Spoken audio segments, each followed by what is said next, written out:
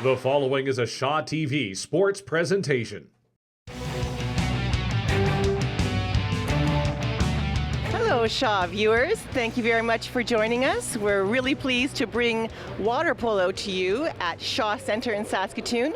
My name is Susan Cameron, and I'm here with Alex Dick, and we're hoping to give you some information about a great aquatic sport. It's an Olympic sport happening here in the city of Saskatoon. These games that we're going to be presenting to you today are part of the National Championship League, which is run by Water Polo Canada. And the league is split into two sections, the Eastern Canada section and the Western Canada section. And they meet about 6 times during the year for league play.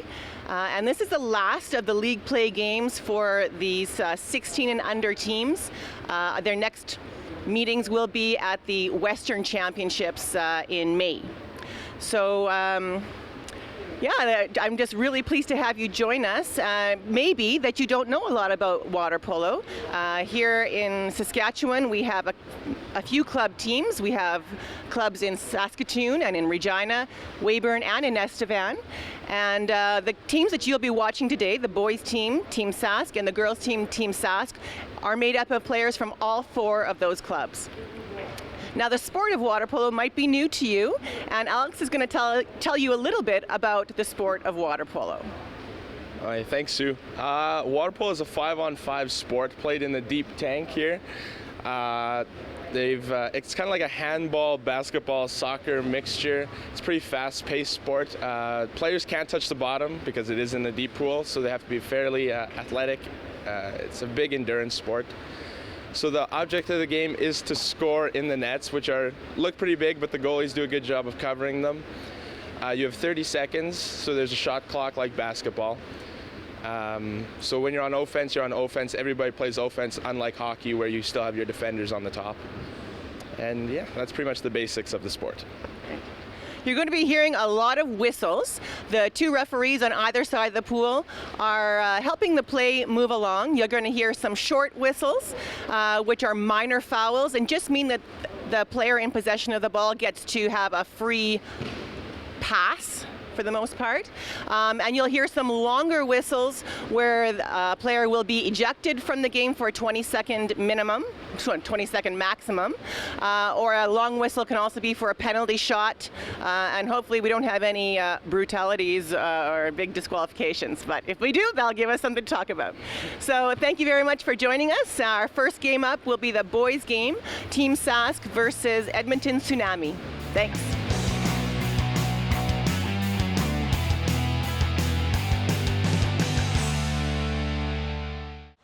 You're joining us for the Team Saskatchewan versus Edmonton Tsunami 16 and under National Championship League game. And we have 2 minutes and 20 seconds left in the first period. We have 4 quarters in water polo. And the score is 4 Saskatchewan, 0 Tsunami. Oh, actually, they just scored 1. So even it up a little bit there. This is Susan Cameron and Alex Dick is also broadcasting. Great. So you're joining us just as a timeout has been called. Teams have one timeout per quarter, and coaches have 1 minute then to talk with their players, to strategize. That's a nice goal here from Edmonton Tsunami. They were on the power play, passing around the outside, dry passes, meaning that the ball doesn't touch the ground. All the passes are in hand and caught with a nice tempo. And it takes a lot of practice and remembering that these players are not touching the bottom at any time. So that's all leg strength. Referee Russell Lanferna will toss the ball in to end that timeout. And Team Saskatchewan has the ball.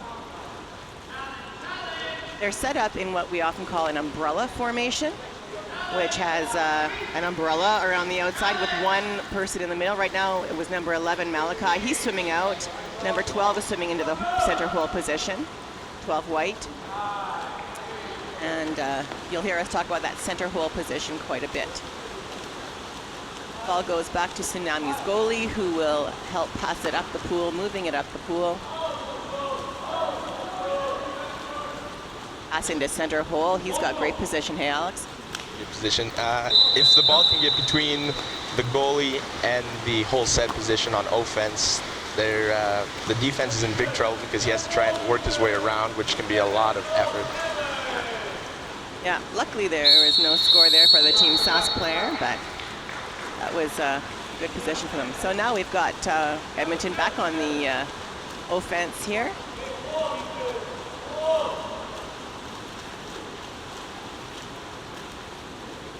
Around the outside.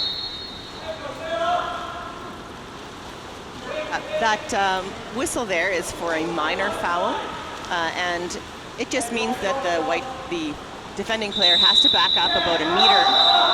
This now is a major foul, and so that number 4 white will be leaving the field of play, has to sit over there in that penalty box area for a maximum of 20 seconds, or if the other team scores or loses possession.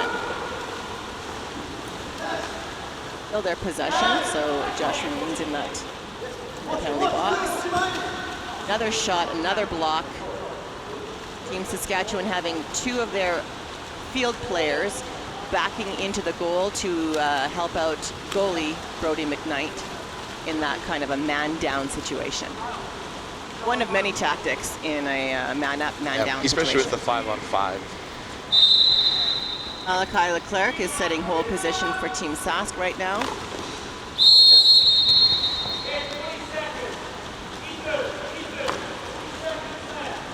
Now, over on the side of the pool, you can see some pylons. There's a yellow pylon and a red pylon, and the yellow pylon is called the 5-meter pylon. It's 5 meters out from the goal line. And just there, Malachi Leclerc had received a minor foul outside of the 5 meters. And in that case, when you receive a foul outside of the 5 meters, you may take a shot. Thank you very much for joining us for the first period of play. We are going to be leaving for a 2-minute break between periods.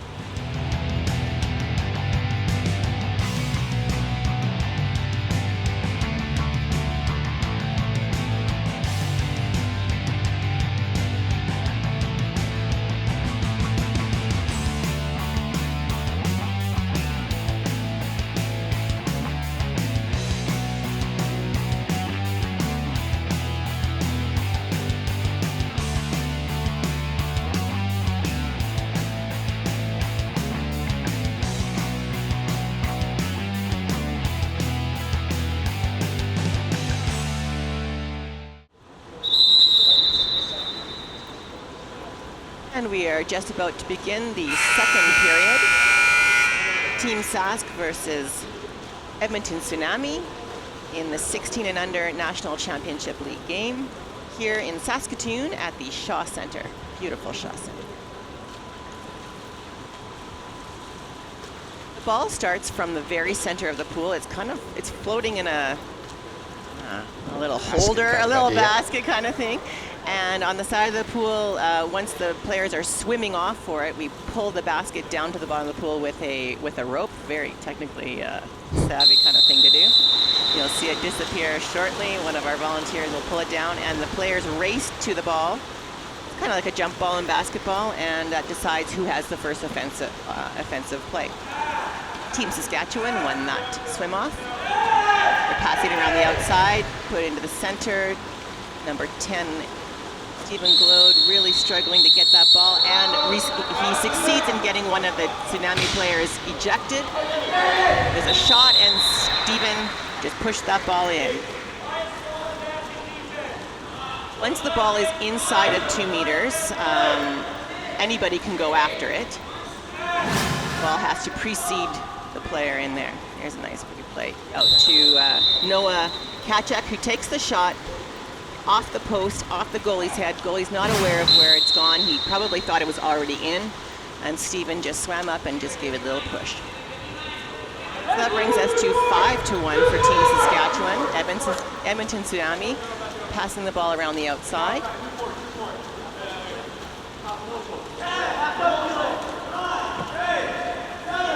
And Team Saskatchewan's doing a good job of really blocking the pass in the hole and stealing that ball right there, forcing some bad passes from Edmonton. Brody McKnight trying to make that pass up to Stephen, but it's just short and actually bounced off Stephen's head, and Edmonton takes possession. Beautiful long pass, though. That's some just a little short. Yeah. A minor foul out to Edmonton. You can see that Saskatchewan has to drop back, but then after the Edmonton player played the ball, Team Sask was then able to go back onto that player. It's not an unlimited free throw that they have. And there's Stephen on the offense, takes a shot off the crossbar down, and Edmonton will come back.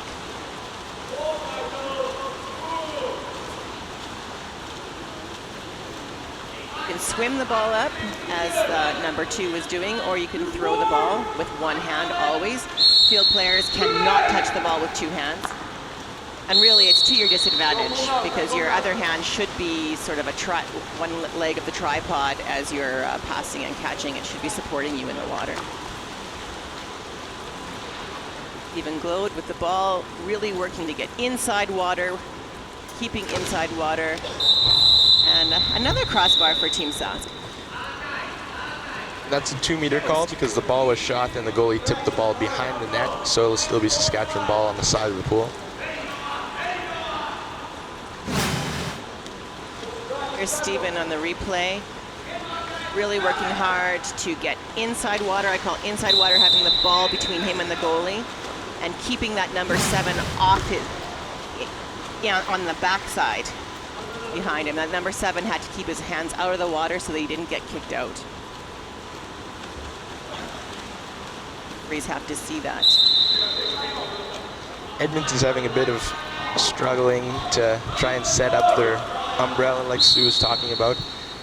They really try and set up their bottom line on the 2 meters, and right now they're getting to maybe 5 meters, and the closer you can get, the easier it'll be. We've got an ejection from Team Sask, and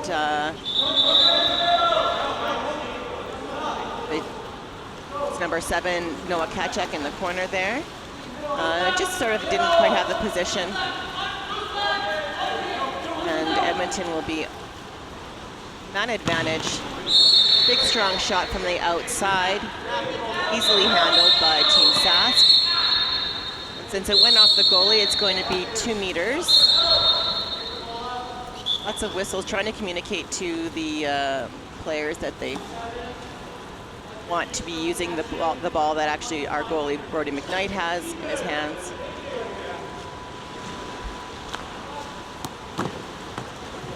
And I'm not sure what's going on here. We're giving Edmonton a penalty shot, so he'll have to shoot from 5 meters. I think actually Noah Kachuk is being disqualified. Maybe it was an illegal, I think it was probably an illegal entry. Maybe we can take a look at that. Whatever number 7 over in the penalty box had been doing. That's generally done if a penalized player enters wrongfully, illegally. A penalty shot is awarded to the other team. And that offending player is disqualified for the rest of the game. He can still sit on the bench, but he won't be allowed back in. But Edmonton was not able to turn that into No, a they goal couldn't for capitalize them. on that. That would have been a good play to do.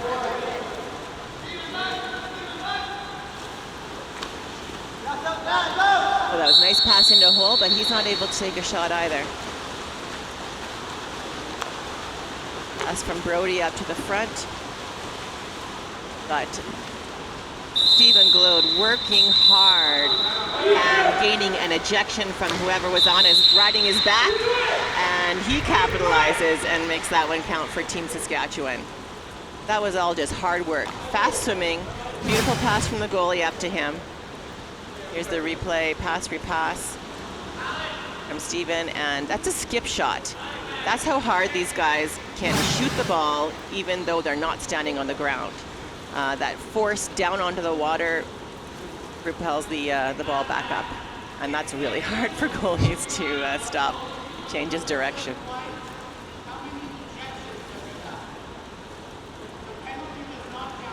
Our referees are discussing something with each other.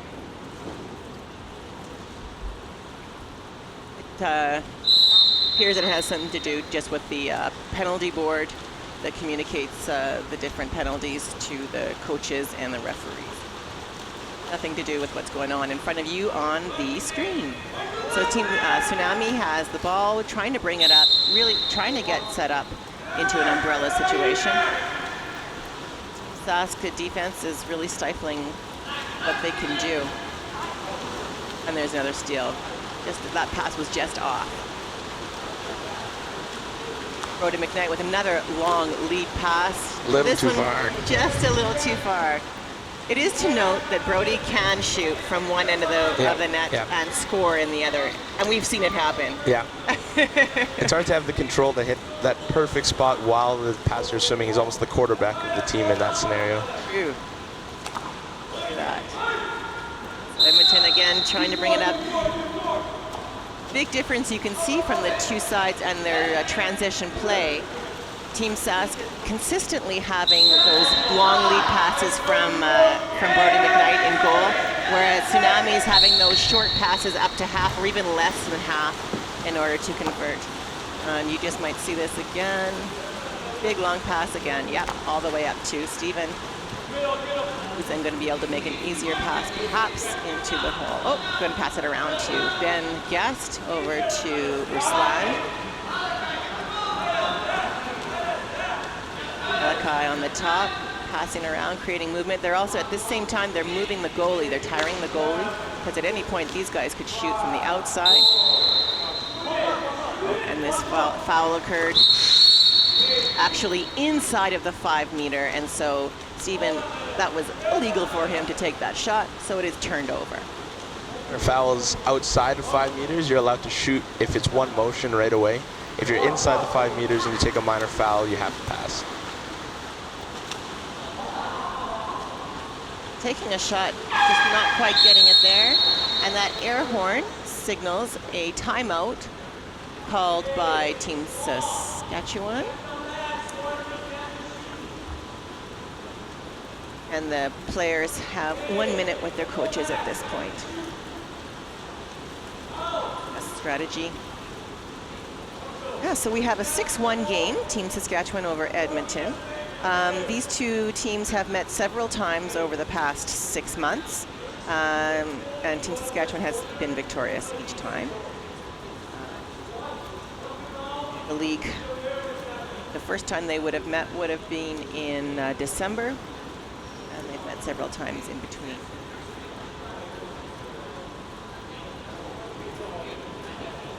On Team Saskatchewan, we have players from Saskatoon, Regina, Weyburn, and Estevan. I believe this is one team that really does have somebody from everywhere. I think there's a little bit of confusion with number 7, Noah Kachuk from Saskatchewan. He actually only has 2 ejections instead of the 3. Okay, So he's allowed back in. Noah's back in the game. Not sure what the confusion was over that, but that's happy news for Noah.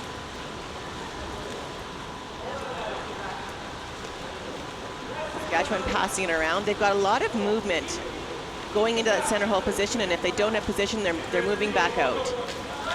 Often this is a great offense for teams that are really physically fit, as Team Sask is, because they can just keep moving. Ruslan moving the ball across, taking a shot, and that resets our possession clock for Team Sask, and they will have a full 30 seconds to take another shot here. Referees are asking for the ball. I think they need the shot clock reset. Well, just the shot clock that we were just talking about.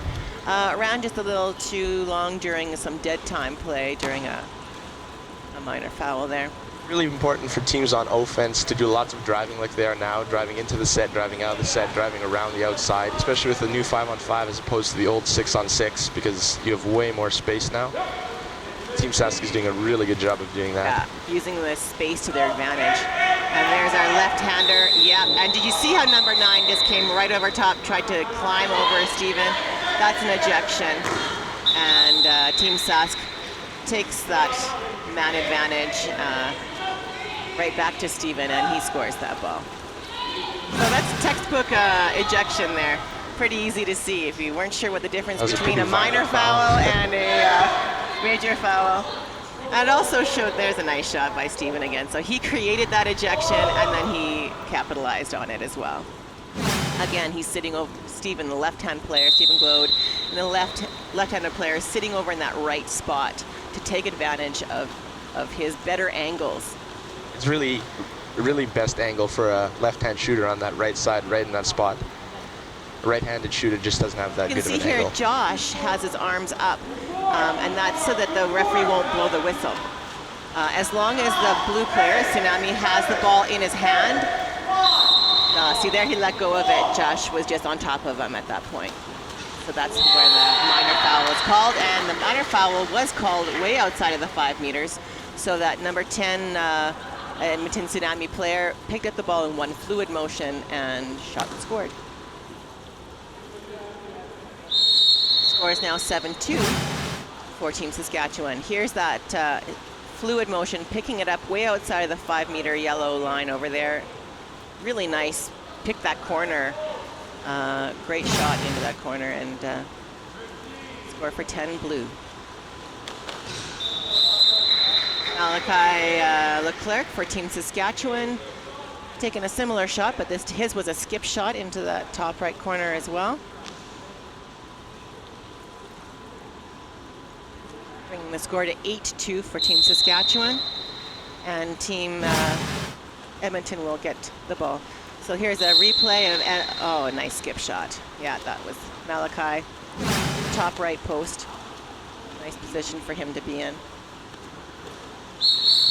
And there's a 4-meter called. So that is similar to an ejection, except that the referees felt that that number 10 blue had a very real scoring chance, was inside of that 5-meter area, and so it is penalized by a penalty shot rather than an ejection.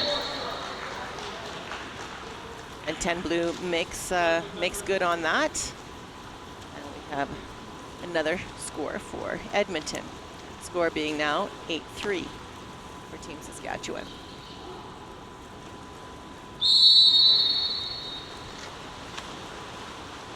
Malachi Leclerc passing it up to Steven Glode, who will fake with the ball. You can see his legs moving under the water. That's an egg beater kick that he's using just to stay strong and buoyant in the water there. Pass over to his buddy, who takes the shot and just dribbles in. Calvin Chimillard will make that goal. It all counts. It all counts. Number 12, Calvin Chimillard. 25 seconds left in the first half of the game. It's 9-2 for Team Saskatchewan. 9-3, sorry. Oh, Team Sask really pressuring right up to half. Edmonton, or Steven's got his arms up so that the referee won't call a foul. Arms up and making sure he's not on top. That's excellent. But when he did finally dive over top, that's when the referee will call the foul. Shot on the goalie. Brody McKnight handles that easily, and that is the end of the first half of Team Saskatchewan versus Edmonton Tsunami in the NCL 16U League.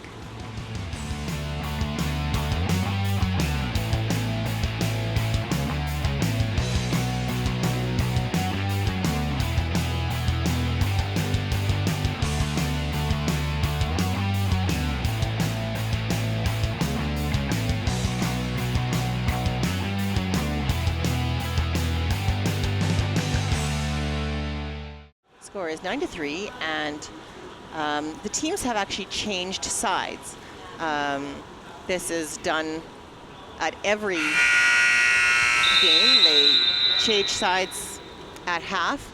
Not particularly impactful with an inside game, but a lot of water polo games are played outside, and position of the sun could be a factor or an advantage on one way or the other. So yeah, it is always done that we change sides at half. Players are all lining up at the 2-meter line on either side of the pool. That's where they take the swim off from.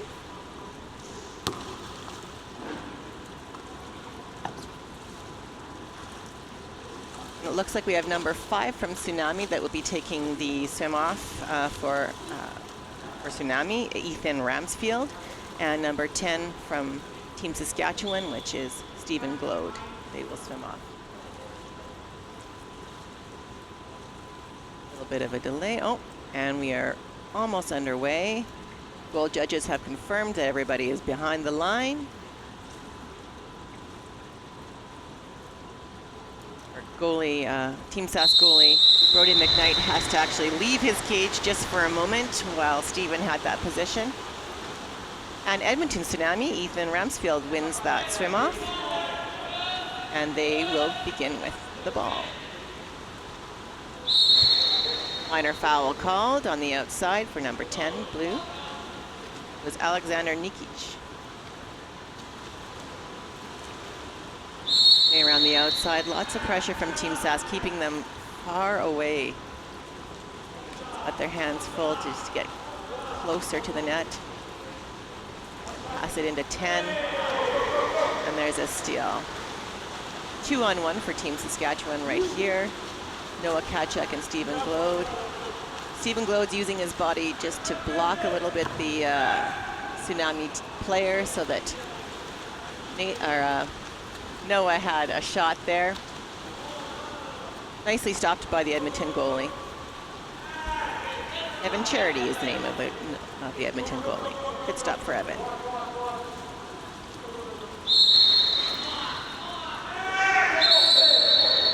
We're going to have an ejection. Edmonton player ejected, number 7. Nazareth Sychek.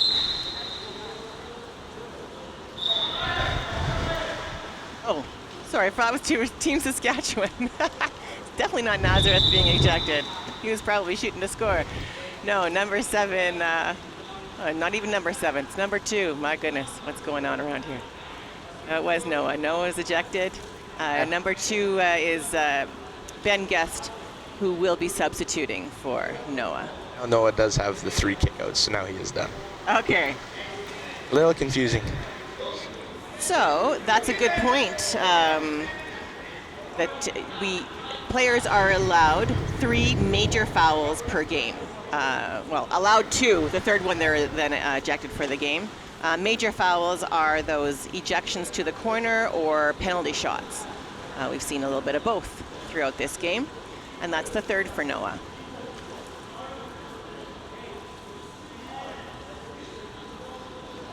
So someone will serve that 20-second penalty. Looks like, not sure who's over there in the penalty box, but we do have a man. Team Sask has a man-down situation for a maximum of 20 seconds. Edmonton Tsunami took their time to discuss strategy for this man-up situation. They're going to start with it on the top, number 5 faking. Remember, he can't touch the bottom. Look how high he is. Moving the goalies, moving the blockers. Nice dry passes around the outside, and he found a spot, number 5, blue. That's Ethan Ramsfield, making that one count. Not a lot of space in that goal when you've got 2 blockers and Brody McKnight in there, but he found it. Ethan found that spot. Team Saskatchewan will be back on offense. That's just after the goal, setting it back up to half here. All right, Team Saskatchewan passing around. Awesome driving again, just like what Alex was saying, that movement. However, there was a bit of an offensive foul there, and the ball turns over to Edmonton Tsunami.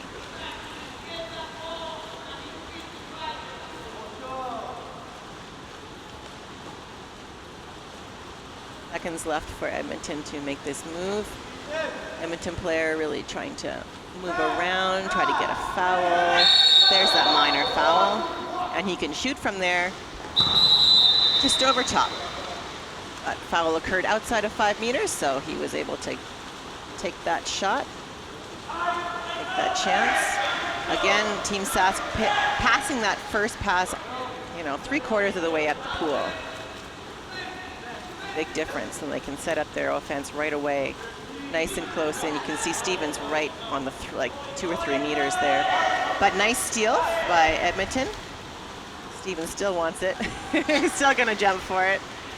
And Edmonton passes it back to their goalie. That's a very common tactic. Once the ball has been stolen or turned over in any way, passing it back to the goalie is a safe pass in order to then set up here. Like Alex said, he's like the quarterback. Get it back to him, and then he can see the whole pool as everybody else is moving up. It allows all 5 players to move up at the same time instead of having 1 player staying back and only 4 players moving out. Faster to pass the ball up than to swim it up. There's that long pass from Brody up to Malachi Leclerc. Swimming with the ball, you can swim with it in your hand. Stopped by the goalie. Malachi went after it, but the referee thinks that Malachi took the ball under the water. And you can take the ball under the water occasionally here and there, but it's really a referee's call. If you take it under the water defensively in order to keep it away from the other player, then the ball is turned over. There's a dry pass to somebody on the 2 meters, number 10. Oh, and he makes a count, Alexander Nikic. I hope I'm saying his name somewhat correctly. Alexander, there's a nice goal replay there. Really fighting for that ball. I honestly thought it was done when he didn't get that first one off, but he kept fighting for it. Spun again. That spin's important. Created a little bit more room for himself and got it past the Team Sask goalie. Score now being 9-5 for Team Saskatchewan.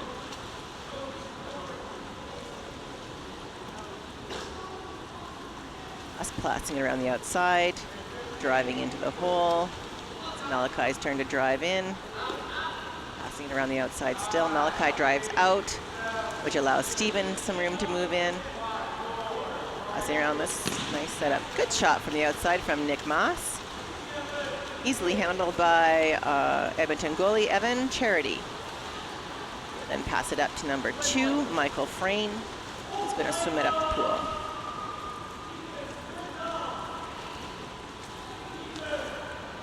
And guess for Team Sask is blocking the pass into the hole. Now Edmonton, minor foul. Into the hole position. Adequately defended by Ben, and there's a shot from the outside, and Brody knew his position, knew exactly where he wanted to be. Short pass from Brody up to Callan. Timeout is called by Team Saskatchewan, and there'll be a 1-minute pause here in the game to regroup, re-strategize, keep on going. So yes, water polo has been called wrestling geniuses in the water. Have you heard that before, Alex? I have heard that. I've experienced that. So this sport is a great mix of physical endurance, strength, agility, but it's also a mental toughness.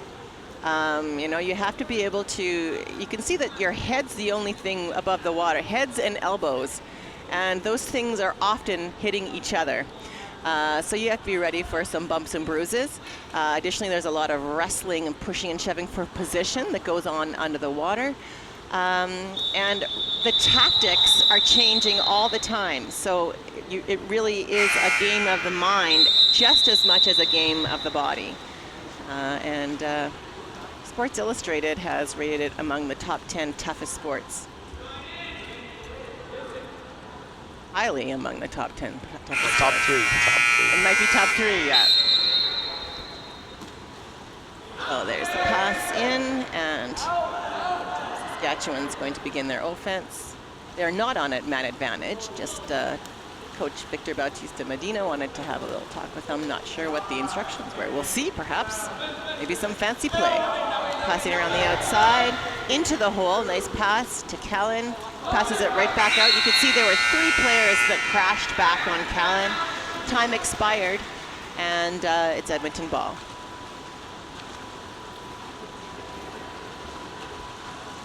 Many different kinds of defense. There's man-to-man tight defense that you'll see here and there.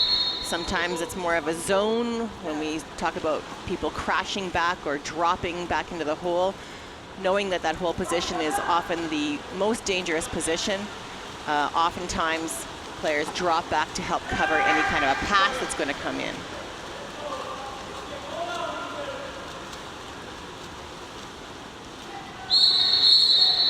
That's called an offensive foul. You could see Ben, as he was trying to set his position, instead of bringing his left arm back through the water to retain his position, he brought it out of the water, and you can't do that. I think he maybe even smacked that guy in the nose. That's definitely an offensive. Yeah, that was an easy call to make. For Two Blue working to get a minor foul, but now that he's holding the ball, no whistle is going to be blown until he releases it, and he released it just a little too late, and the ball is turned over to Team Saskatchewan.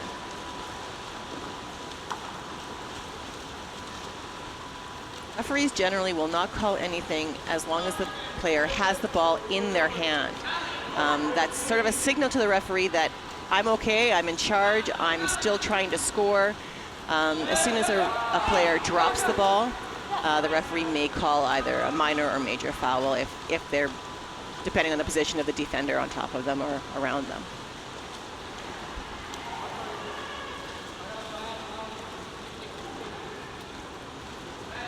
Bringing the ball back up the pool, going to try to set up an offense. Again, working for that minor foul, called because he released the ball. He only has a few minutes though now. A few seconds, not minutes. Minor foul called on the outside. And you could see he only had a few seconds, and number 2 then attacked him again. Now you're going to wonder why he just threw the ball into the corner. When the shot clock is running down, say 3, 2, 1 seconds, the offensive team will often try and dump the ball off to the side rather than shoot it, because a shot from a bad angle could be dangerous because it's almost just a pass to the opposite goalie, who then can easily make a play up. So when they dump it out to the side, it wastes a little bit of time for the offense. There's a shot blocked. Shots can clearly be blocked by field players. You see lots of arms up in the air to do that. Field players may only block with one hand. They can't put both of their hands up to block shots. You can see there Callan had both of his hands up trying to steal the ball, but for blocking he can only use one arm. Either really working for position. Nick going for a steal. And that player is called on an offense for pushing back a little bit with his head there, I think. Nice pass up to Steven, who holds on to it, makes the goalie work, keeps the goalie up high, and chooses his time. He had so much time because of his swimming abilities. You can see here, picking it up, waited for the goalie to go down, and then knew that he could go right over the top, pull out a bunny shot right over his head, between the bunny's ears. And that shot will mark the end of the third period. Team Saskatchewan 10, Edmonton Tsunami 5.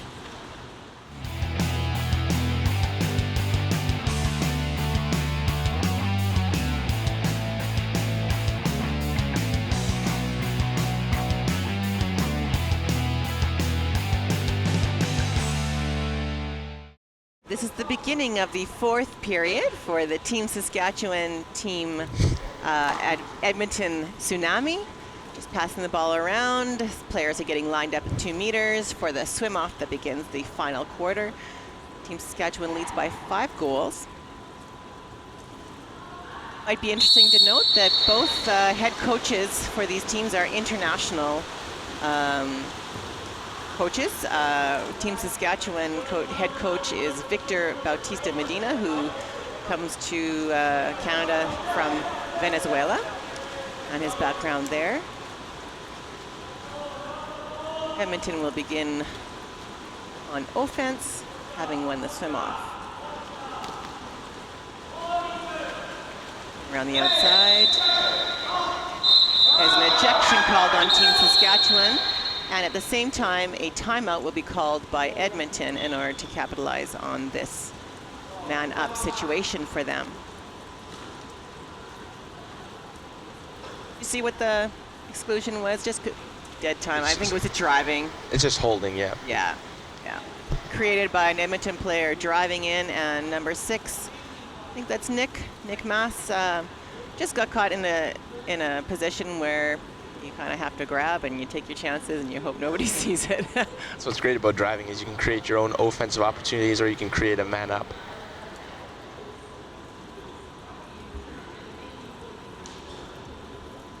Alex and I are both from Regina, actually, and we've come up to Saskatoon to volunteer for this tournament.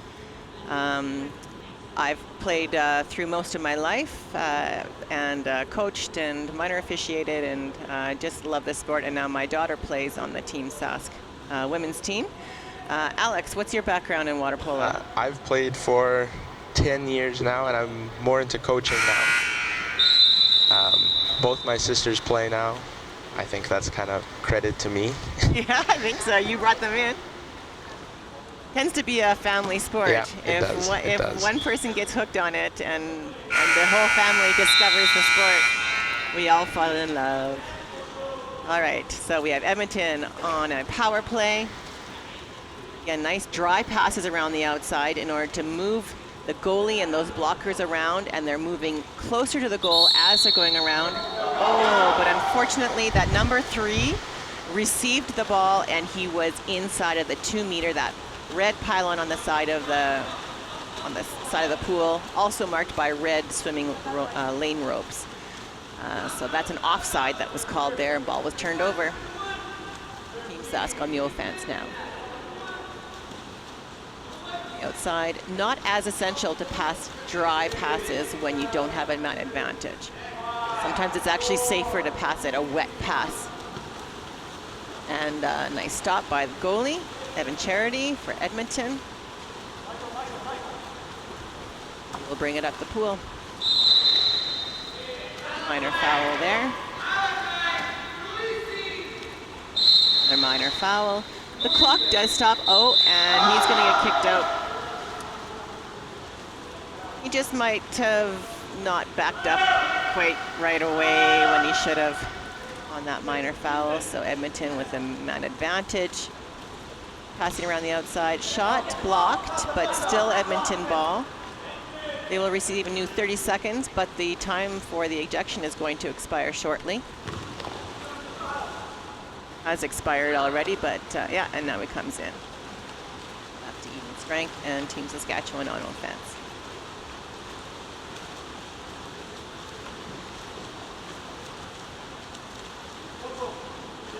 And Guest swimming the ball up the pool.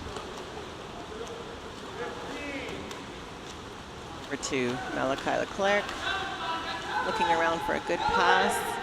He could shoot too. He's not nothing wrong with that. He's going to move in. Got a good position. Yeah, just short, but Edmonton goalie would have had that one anyways. Saskatchewan had a bit of trouble setting up their umbrella on that particular drive.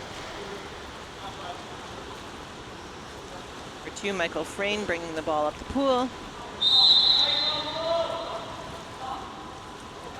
Ramsfield looking for a pass. Always wanting to make that pass. There's the pass into the hole that he wants, and that results in an ejection. Number 2, Ben Guest, will be ejected. Just a good position on Edmonton's part there. Ben's third kick out, so he'll be out of the game as well. And Malachi holds onto that ball to give it to his goalie. Saskatchewan killed that penalty.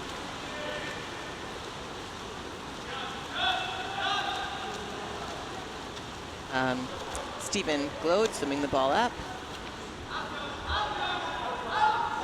We're seeing all the Team Sask players on this in this game. Whole bench is being played. There's a spin, which will just be a minor foul.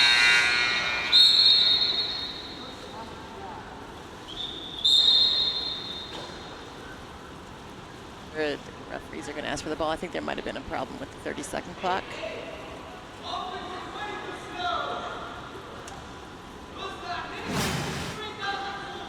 A replay here of Steven shooting the ball, and that's a nice shot. Not sure which of his many goals that one was. Beautiful. And here is going to have another shot just over the net. And the ball comes in to Edmonton to bring it back up the pool. Yeah, there was a bit of confusion with the time clock. There was 2 seconds put back onto the clock, so Stephen took a shot from the outside. Edmonton moving the ball up to number 5, Ethan Rousfield, trying to get a minor foul. Nice pass into the hole. You saw Stephen come right back to help out.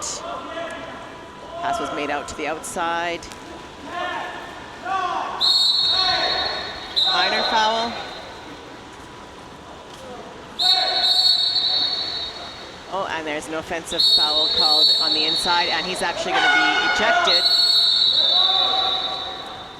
And a timeout called by So there's an Team Saskatchewan. offensive turnover on number 3 for Edmonton because he pushed off with his feet. And then he was O'Malley. kicked out because he threw the ball away from the play after he was already turned over. Bit of a disrespect. If you disagree with the call, you're not allowed to just throw the ball away. So there will be a penalty on Kyle again, number 3 that was. Yeah, penalty on Kyle, and Saskatchewan will have a maximum 20 seconds on man advantage. Coach Victor Bautista giving some information to his players. This is number 3. You can see the demarcation of the penalty box marked by those red lane ropes, and the player must be in there. If the coach is allowed to substitute a different player for him if they want, but in that case, both their heads have to be visible in the penalty box before they can substitute. Looks like number 3 will be going back in because there's nobody else joining him in the penalty box there. Be very careful when they're going in and out of the box. If they touch the rope, they can get a kick out, which is what happened to Noah That's what it in the was. first or second quarter. Okay.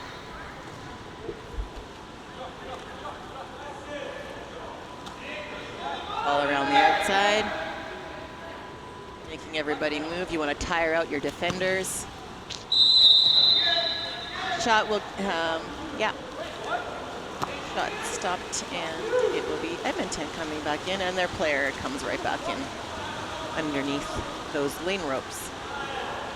There he is, and he's listening to something from his coach, but he's going to bring that ball up. Ball up.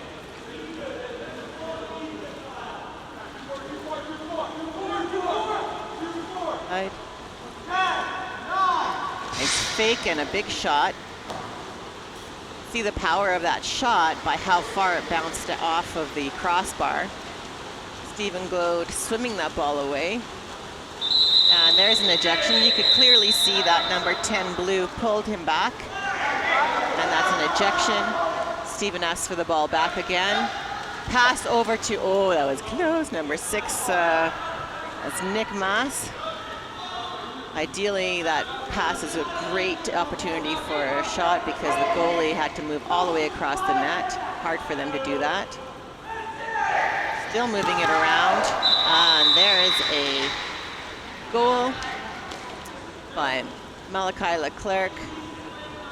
Bit of a deflection you can see here. There's the pass, dry pass over to Malachi, faking the ball.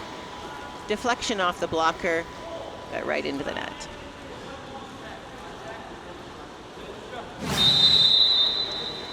Edmonton's turn with the ball for an offense.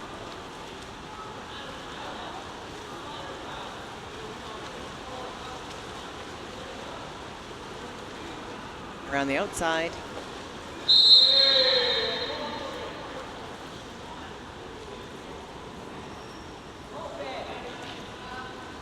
All he's just waiting. The clock is running down as you waste that time there. Oh, and steal. Yeah, it's a risky pass in there when there's all those defenders, and even there was another offender. It makes it really hard when people aren't spread out and it's one big cluster in the middle. There's defense doubling down on everybody. Referee's not going to call a whole lot if it looks like the defense is there to steal it, or clean steal. Lots of movement. Balancing around that umbrella as they move it around. And that foul occurred right on the 5-meter line, so Stephen picked it up and took the shot, just skipped it a little too high. Edmonton bringing the ball out the pool.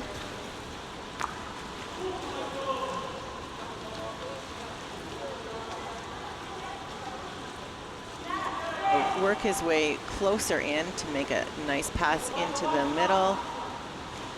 Good crashing on Team Saskatchewan's part to just get close enough to put the pressure on the Edmonton player there. He wasn't able to get a shot off. Passing it around the outside again. Into the hole. Same thing happened on this end. Edmonton defense was able to crash back and help out, and center hole wasn't able to get a clean shot off.